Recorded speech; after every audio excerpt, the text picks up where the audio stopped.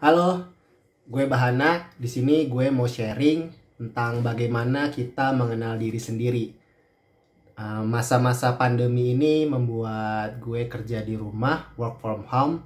Yang sebelumnya di Jakarta, udah sebulan ini gue di Cirebon. Serasa SMA lagi sih kalau bisa dibilang, karena udah lama banget gak di rumah kayak gini. Ini adalah hikmah yang luar biasa. Oke, itu pembukaan. Jadi sebenarnya gue mau cerita sih, apa sih yang gue dapetin selama WFH, khususnya sih dari baca buku. Gue gak akan banyak cerita ya tentang kerjaan gue dan lain-lain, tapi gue bakal cerita apa sih yang gue dapetin dari sebuah buku yang gue baca, khususnya sih lebih ke mengenal diri sendiri. Mengenal diri sendiri itu seperti apa. Nah, di sini gue dikasih 3 pertanyaan di buku itu. Buku itu memberikan pertanyaan. Yang pertama adalah siapa. Nah, siapa ini adalah pertanyaan yang sederhana sebenarnya, tapi gak banyak dari kita yang bisa menjawab, termasuk saya pas baca buku itu. Kamu siapa? Ya, saya Bahana. Gue Bahana Irianta dari Cirebon, kerja di Jakarta. Ya, terdengarnya simple dan memang jawabannya seperti itu. Tapi banyak orang yang belum mengenal siapa dirinya. Dan inilah awal yang paling vital menurut gue terkait siapa diri kita. Nah, vital itu kenapa gue bisa bilang vital? Karena di sini banyak orang yang nganggep dirinya itu banyak orang yang bingung siapa dirinya. Maksudnya banyak yang orang menganggap gue itu kok gak seperti dia, bisa seperti itu. Tapi ya berharap seperti orang lain lah, bisa seperti orang lain, hebat dan lain-lain. Tidak seperti dirinya. Maka gue di sini ngelihat bahwa pertanyaan ini tuh sebenarnya pertanyaan yang balik lagi. Kamu tuh harus bisa menjadi diri sendiri. Kamu harus kenal diri kamu sendiri untuk tahu kamu itu seperti apa. Kamu itu siapa? Bahana. Nah, baru setelah itu kamu bisa tahu kamu itu seperti apa. Nah, itu pertanyaan kedua, yaitu kamu itu apa? Kamu itu seperti apa?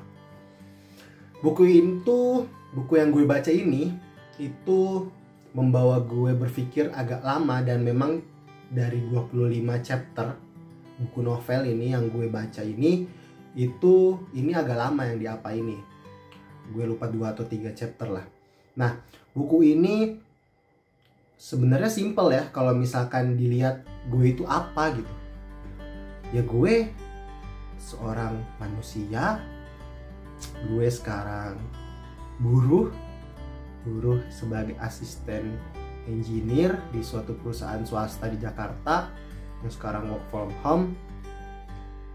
Ya, itu gue. Tapi apakah itu gue sesungguhnya? Apakah itu yang gue mau?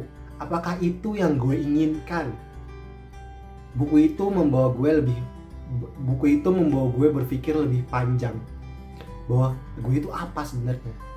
Gue itu sebenarnya lebih dari itu. Gue itu manusia yang sebenarnya punya mimpi dan bisa mencapai apa yang gue inginkan.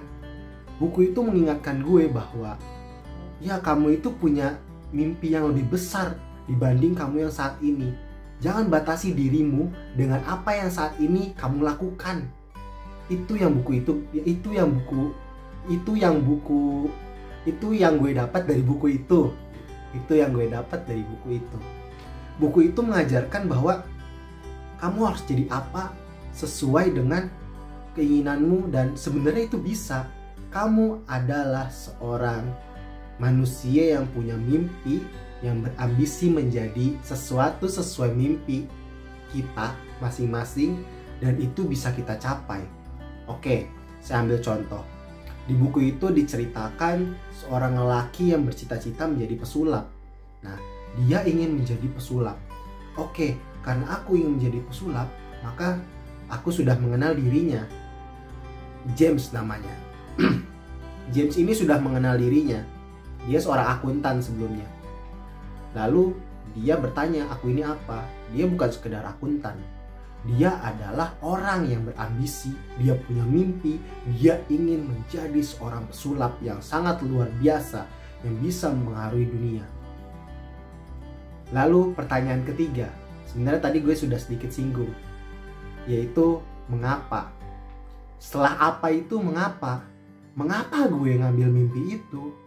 Kenapa gue harus ngelakuin itu? Ini adalah perjalanan panjang di buku itu.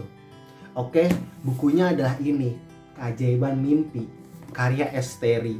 Ini buku translatean dari buku yang berjudul The Magic Life. Buku ini memberi gue perjalanan yang sangat panjang terkait mengapa.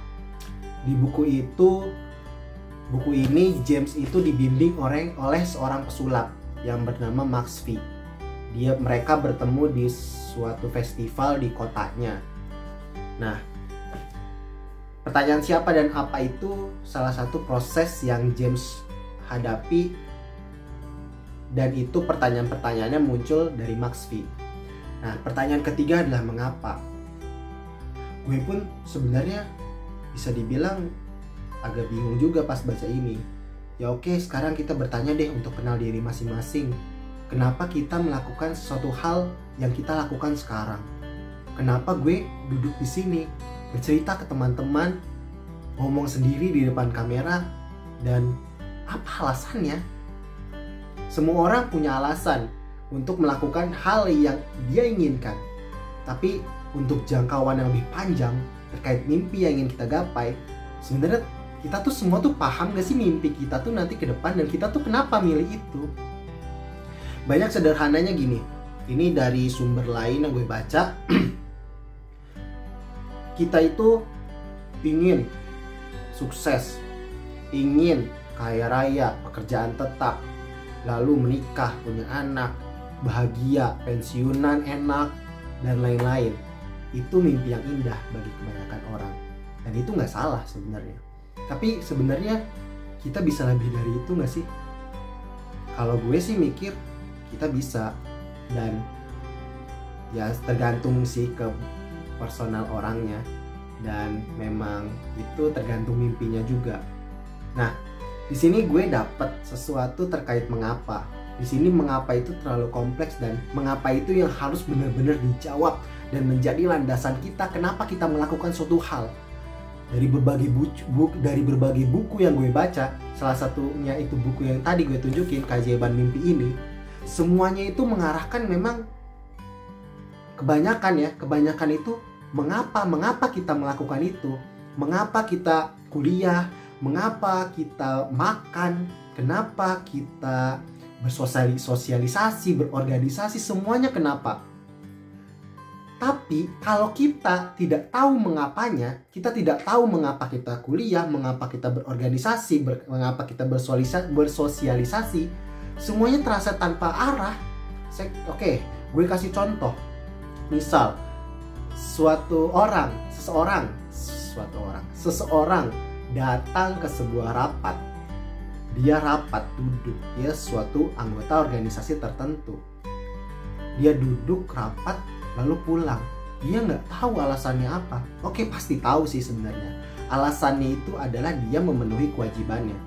Tapi itu alasan yang kecil. Alasan yang sebenarnya itu semua orang pun bisa. Nah, di sini kuncinya sebenarnya. Di alasan yang kita bangun untuk mengejar sesuatu yang kita inginkan, mengejar sesuatu yang kita ingin jalani, itu tuh kuat tidak muncul dari diri kita atau karena paksaan orang lain.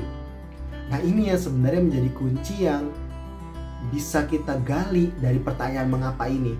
Yang kita lakukan itu sudah sesuai belum dengan hati nurani kita? Yang kita lakukan itu sudah sesuai belum dengan apa yang ingin kita capai?